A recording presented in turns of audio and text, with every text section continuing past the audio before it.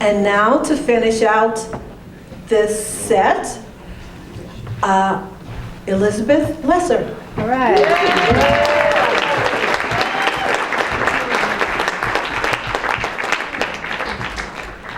I win the hardest person to follow competition.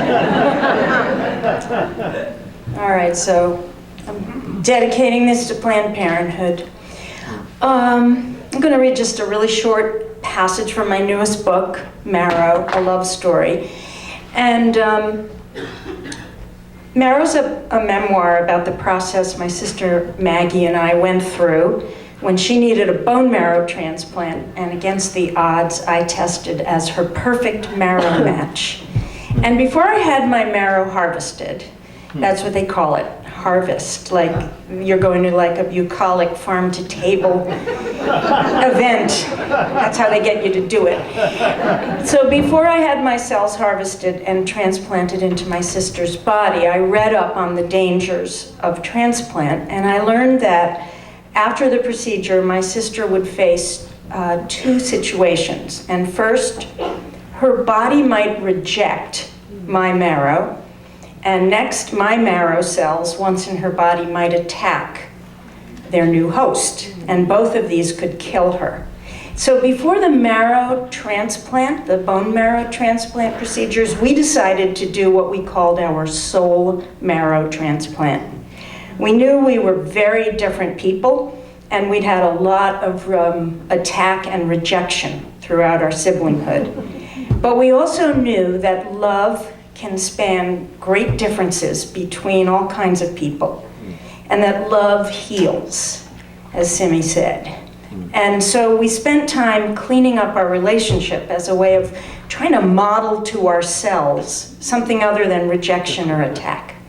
And I've been thinking a lot about that since the election, because even though America's so divided, we are all siblings here in this country, and I do believe that if each one of us would reach out to people with different points of view, we'd discover we're not as dissimilar as we think we are, and we wouldn't let an egomaniac encourage us to reject or attack each other.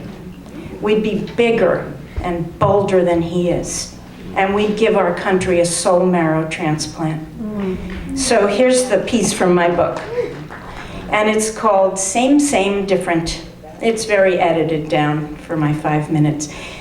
There's a saying I heard a lot when I visited Thailand, especially when buying food from carts in the street.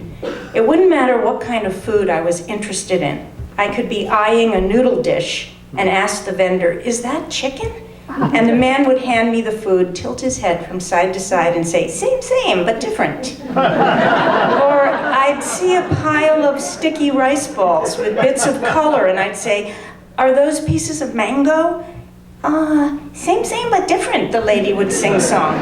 Well, what did that mean? If I tried to clarify, like if I said, "Is that mango or papaya?" I'd get the same answer. Same, same, different. It was as if they were saying, "Oh, what does it really matter? Just enjoy the food." Now, as I look through the eyes of love at the differences between me and my sister, I find myself using that phrase. I tilt my head to my side and say, "Same, same, but different." Maggie and I are same, linked forever down to the marrow. And yet each one of us has our own path and fate. Same, same, but different. This one little line gets to the gist of some of the most esoteric, dense, and secretive spiritual texts ever written, but I finally understood it at a food stall. Our life is our own, and yet we belong to each other, no matter how different we may be. Even though it may seem that human beings are the most obstinate creatures ever made, even though it looks like we'll never trade rejection and attack for acceptance and love, we do learn we can change.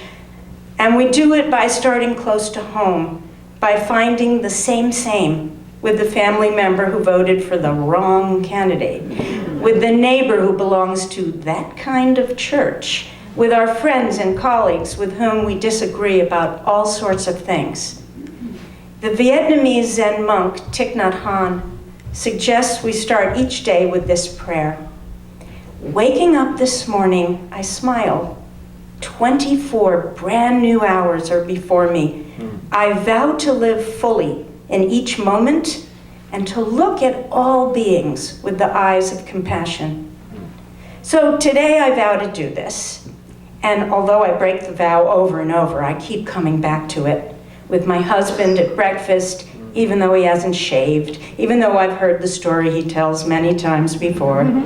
I head off to work, and before entering the office, I vow to look at every colleague with the eyes of compassion. At first, the best I can do is pay attention if I'm antsy or annoyed. But as the day goes on, it gets easier and easier as my acceptance muscles get stronger than my attacking ones. I begin to see that love prepares the ground for change, that compassion is a strategy, that in the long run, rejection and attack will never work.